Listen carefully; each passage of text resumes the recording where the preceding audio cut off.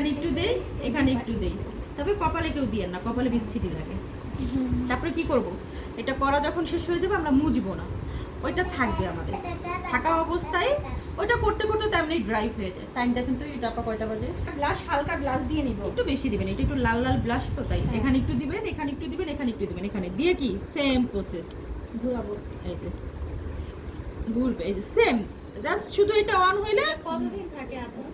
আপু এখন এটা শেষ করি, তারপরে শেষ করি। আমরা কি বুঝতে পারছি এটা প্রোডাক্ট? এটা তো আমাদের মনে হয় না আর ই করার দরকার। আচ্ছা, বুঝছি। ওকে, এখন আমি আপনাকে বলি, 3 দিন পানি লাগাইতে বলবেন না, কোনো ফেস ওয়াশ লাগাইতে পারবে না।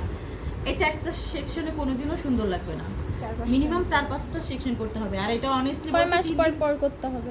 15 দিন পর পর। 15 দিন পর পর। আর সবচেয়ে সত্যি কথা বলতে কি, বিবি গ্লো ফেশিয়াল তারাই করে যারা কিনা খুব এক্সপেন্সিভ লোকজন, যারা কিনা খুব পশ লোকজন, তারাই জানে, তারাই বুঝে, তারাই করে, সোজা কথা। এটা নিয়ে রোদ্রে গেলেও কোনো সমস্যা হবে না? না, সমস্যা হবে না। কিন্তু যেটা হইছে 3 দিন পানি লাগাইতে পারবে না, তারপরে হইছে ফেস ওয়াশ 3 দিন লাগাইতে পারবে না, 3 দিন পরে নরমাল সবকিছুই করতে পারবে। তখন কিন্তু 3 দিনে যে গ্লোটা লাগবে সেটা কিন্তু আস্তে আস্তে গ্লো কমে যাবে। আবার 15 দিন হ্যাঁ, করতে হবে। এরকম মিনিমাম আপনাকে 5-6টা 7টা সেকশন দিতে দিতে তখন ভালো লাগবে। আর 1টা 2টা সেকশনে কিন্তু কোনো লাভ হবে না, এটা আপনি বলে দিবেন। আমরা বুঝতে পারছি। নিম্নে 5-6টা সেকশন নিতে হবে। শিওর।